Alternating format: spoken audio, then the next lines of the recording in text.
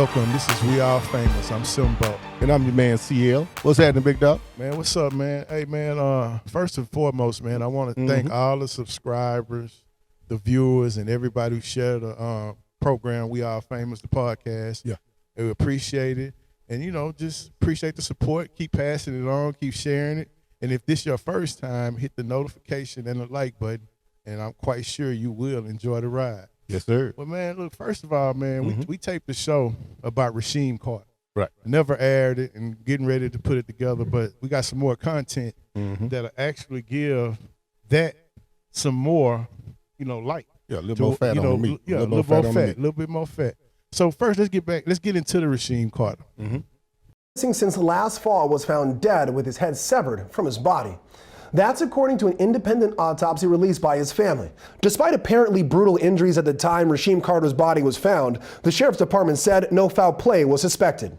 The Carter family is now asking for a federal probe into the investigation. Carter's mother says Rasheem told her he was being targeted by white men in the community. Then, just days later, he went missing. According to the family's attorney, Ben Crump, Carter's head was removed and his spinal cord was found in a different area. Some of his body parts are reportedly still missing. The Mississippi State Medical Examiner's report states that the conditions of the remains make it difficult to pinpoint the time of death. The report lists both the cause and manner of death as undetermined. This was a nefarious act. This was an evil act. Somebody murdered Rasheem Carter. And we cannot let them get away with this. On October the 1st, my son texted me. This was after him and I had gotten off the phone. He said, me and the owner of this company not seeing eye to eye, mama. His name, which I can't say at this time, but if anything happened to me, he's responsible for it. I'm too smart, mama. He got these guys wanting to kill me. A statement to the public saying that Rasheem told them that if anything should happen, then definitely his boss was responsible. And they haven't produced that text, they haven't produced that evidence, but what that did was it set a mob in motion.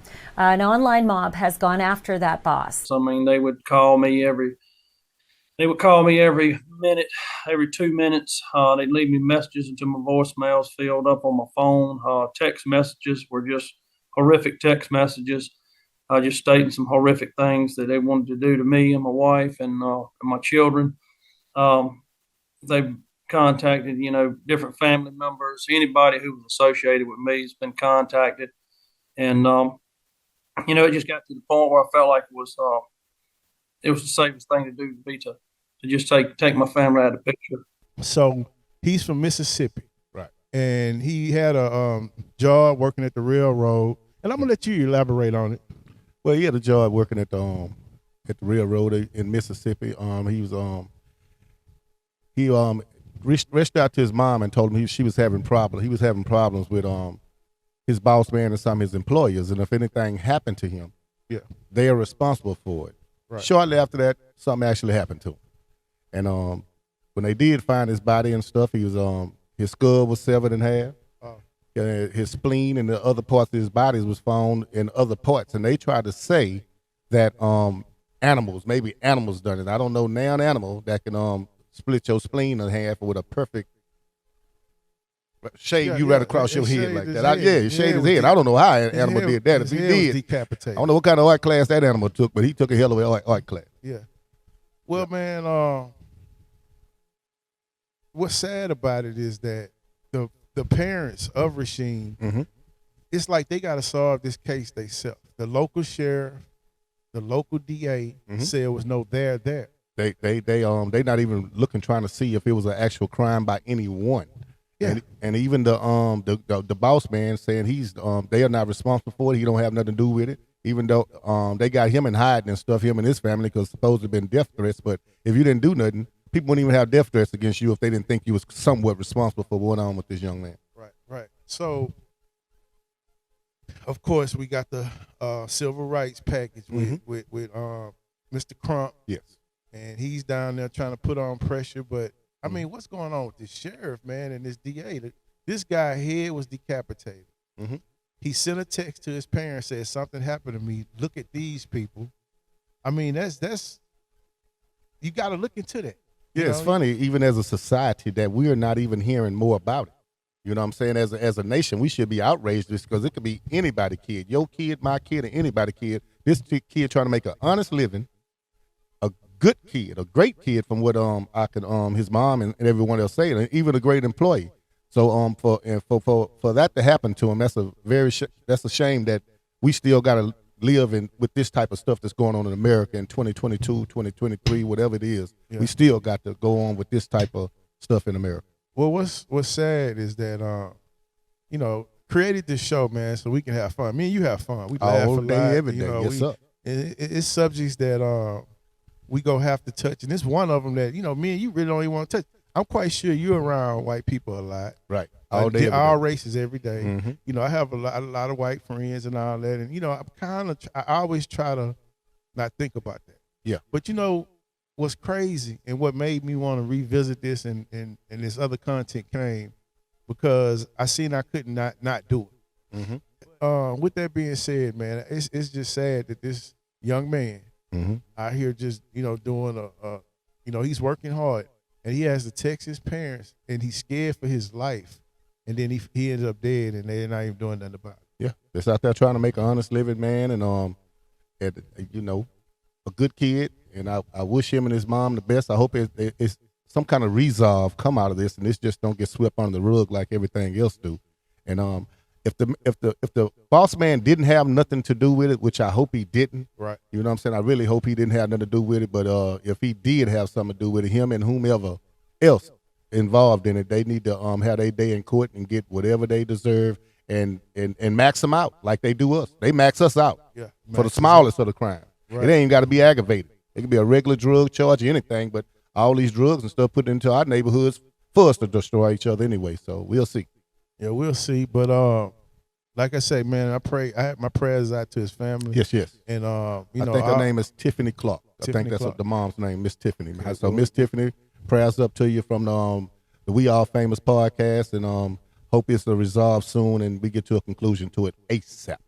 Yeah, and I want to say, man, I appreciate Mr. Crump. Even though he seemed like he's a lone ranger out there fighting for this, he shouldn't.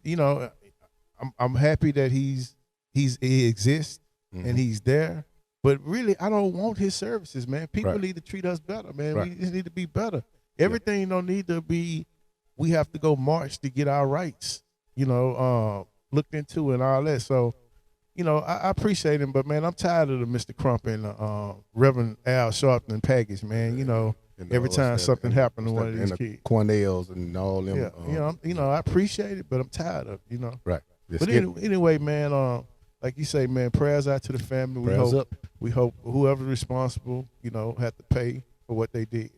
But man, let's get into your segment. The bullshit. What's happening? All right, man. You sent me this, and I looked at the video, and I was like, "Are you kidding me?" Yeah.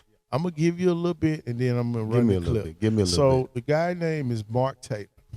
He's a coach out of Macon, Georgia. Right. He does extra training for kids, football kids, track and stuff like that. Very successful in what he do. He placed 60 kids in D1 football. I think 14 or 16 of them went pro. I can't remember. But I'm going to run the clip. Homeless ones on the street. Every restaurant looking in here is black. Every car beside them is black. They can have Atlanta. It used to be a fun place to come to up here. They can have this place right here and stuff. There ain't no way. No way. Just need to. There's your. Yeah, well, it was just a sign up there. Had Obama and all them on there and stuff, man. So, yeah, that's all that's up here. That's all that's up here, man. And stuff is just crap. Yeah. You and boy need to come up here and go hunting. Yeah. And stuff, man. Ain't nothing here, dog. Ain't nothing but blacks up here. That's all it is. Atlanta's done gone down, man. Just gone. Pull out in front of me right here. Did you see that tree right there? Roe will hang you from that tree. Yeah. Yeah. So got the Glock by the bed. Let me go. Room service. Y'all need y'all niggas to bring me some chicken wings, 2 hoes, a red bone and a white girl. Y'all want the white girl? Roe gonna try the red bone. No, Borf ain't coming. Yeah, he was here and everything. He make them leave. He make the red bone leave. Yeah, he don't do that and everything. So I tried that one time at the house. Yeah, just Roe. Yeah, cause he probably do it, and he probably gonna throw out we on the 14th floor. He probably throw her out the window when he done with her. Yeah, cheap rate. Atlanta, nigger town. This guy is in Atlanta, riding around. He filmed this. Himself, This come from his incriminating himself. He like these youngsters not committing crimes and incriminating themselves, and he too old for that. Yeah, I mean, Atlanta too black. His boys need to come down here hunting. He insinuating that his friends need to come down here and hunt the black people. And that's what they do on a regular basis. For what I see, that's something that him and his boys. If he's not participating, he watching his boys do it and getting a whole bunch of enjoyment out of it. Yeah, and then it gets worse when he says the black woman almost cut him off. Right. And whoever Roe is, he threw Roe under the bus. Man, him and Roe go get their ass whooped. Nah, fuck getting their ass whooped. He threw Roe under the bus. Yeah. Roe got something to worry about because if that ain't dry snitching. Yeah, Roe go hang her from a tree. I'm like, but it gets worse. Yeah. And then he go to the hotel room, show his little pistol, and he called room service, and he addressed them like, you niggas need to send me a red bone and a white girl, right, and some chicken wings. And he say Roe want the red bone. Roe want the red bone. We on the 14th floor, and when he get finished with her, he might chunk out the window. Now I ain't got no problem with the red bone and the white girl, but shit, I might want some chicken wings my goddamn self. Hey man, it's funny and it's sad at the same time because here we go. I mean, does his accomplishment of placing these kids in D1, some of them going pro, excuse the blatant racism that's in his heart? No, it don't excuse it because for one, the talent is already there. So it's not like he really doing a big favor because the talent is already there. Because he's not focusing on less talented kids, bringing them up. He focusing on kids who already got talent. So he benefiting just as much as they are. Now, he may got contacts and stuff, because they went through his little program where they'll get a good look. But if the talent one there already, they wouldn't even get the opportunity to be in there. Well, if it was my kid, man, and I saw this video, I could never send him there, no matter, how many connections he got. And all the D1 coaches, I ain't going to call their name because they shouldn't have to be part of this, but he got a lot of pictures with him and a lot of famous D1 coaches, because I understand it's a relationship business, but you can't be around somebody like that and not know their personality, especially after seeing the video. And he posted the video. Right, but that show you how much power he got and how much respect they have for him, because you might not say some of the name, but the Alabamas and all these top colleges, they getting the best recruits. So by him taking pictures with these particular people, that's why they getting the best recruits, and that's why they have the winningest organization in collegiate history, because they're getting these recruits from this prejudiced guy that they have some kind of involvement with. Now, I don't want to point the finger and say that they are or have the same mindset that he have, but it do give you something to think about. Yeah, you definitely got to think about it, because if all these kids just decided to go to HBCUs, it wouldn't be no more division powerhouse schools. No, it wouldn't. And it's coming like that right now. With NIL and these kids starting to get paid for their name, image, and likeness, it's starting to be like that there. Because now, just look, you see different teams and stuff that's getting further in the playoffs and going further because players are starting to expand and go to different colleges and stuff and give other colleges the opportunities. More of us need to go to HBCUs. I ain't nothing wrong with the other colleges, because when you go there and visit and you go look around, they cafeteria, they got the shrimp and steak and all of that. Then you come to these HBCUs and they got like stuff. You have a little house parties, little old,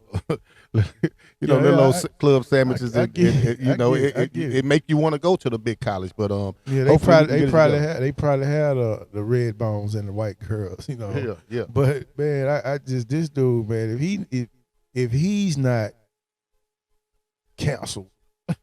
And they do cancel culture for us in a minute. Just Man. comedians telling jokes. Man, this dude here, I couldn't believe that he took his phalanges and hit post. You know, like he don't care no more. But that lets you know how he feel, though. He feel like he can't be touched. Yeah, at this point, he don't care. So Yeah. we go see, man. But man, I was at a restaurant eating. Right. This lady, Caucasian lady. Recently? Yeah, Friday. Oh. And she walked up, and it was me and another couple, and me and my wife and another couple, and she said, "Excuse me, I might be approaching the wrong table, but my son, I'm not gonna say his name, you know, because the kid, Right, I know right. that. But she said my son was in the restroom, and she said that y'all said some real nice things to him. I said, well, it wasn't me. And the first thing about me, I'm a grown man, and when I go into a restroom and pull out my Johnson, Right. I'm not, even if you in there with me, I'm not having small talk. I'm going to handle my business and go We out. looking straight ahead. So- I don't even want to look to the side. I got blinders on like I'm a race horse. So why would I, in Montgomery County, Right. in Texas, Mhm. be saying in there with a little Caucasian kid talking to him? Right. Man, you got the wrong people. Well, here go the sad part about it. Uh-huh. She said, well, I know it might be y'all. Oh, because we black. So did he go tell you it was a black man that talked to him? So you just approached the first ones you see. Oh, okay. So how many more blacks was in the restaurant while you was there? It was a few. Okay. You know, so I'm trying to figure out, did she go around every table? Hey, you never know, because people bold these days. They real bold. Well, this is the problem Mhm. on why we had to talk about this, because it still exists. Yeah. You know, I mean, for a guy to have his head decapitated and the local powers to be is not even looking into it, and his parents have to go out and get outside help to get their son's apparent murder investigated. Yeah. I mean, that's sad. I can't go out to a restaurant, nice, fine restaurant, without being approached like I'm a criminal. I did something. Right. You know, I can go on and on. Yeah, I mean- I done had a few experiences like that too, and I was just I drive trucks for a living, and and when I go and make deliveries to people or pickups, I say I tell people all the time, how you doing, my brother? Right. You know, because that's just me, just being courteous and make people feel like we are all brothers and sisters. Right. And I approached a white guy one time and say, how you doing, my brother? And he say, look me straight up and down and say, I'm not your brother. See, but you know what? I can respect that Mhm. because I can deal with somebody who's openly racist. Okay. Not the hidden racism, but the open racism. The hidden right? racism is like a geeky gaga in your face, and you know they doing everything in their power Right. to ruin you. You know, that's what I can't deal with. You know, that's what stings even more. Right. But hey, this been a good show, man. Yes, and all of our people who got some of the most talented people in the world, and a lot of sports we dominate as black people, and we know what sports we dominate: basketballs, the footballs, the boxing, everything else. But anybody who got anything to do with this cat, man, tennis. well, we dominated Serena and us. We had our little old space, but you know, Okay. but anybody who got a football player or anything that got to do with this man, please. There's too many other qualified people in the world, I'm pretty sure, that can get your son or daughter to where they need to be. Yeah. But this guy particularly need to be counseled. Normally, I don't try to take money out of nobody's pocket, but this guy here he out of definitely line. need to be counseled. He out of line. He's talking about our people, and he's benefiting from our people. Yes. At some point, we got to draw the line, you know. And it starts today. Yeah, it starts today.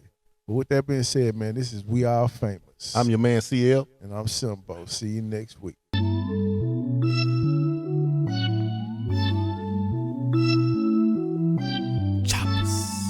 Acer, no chaser.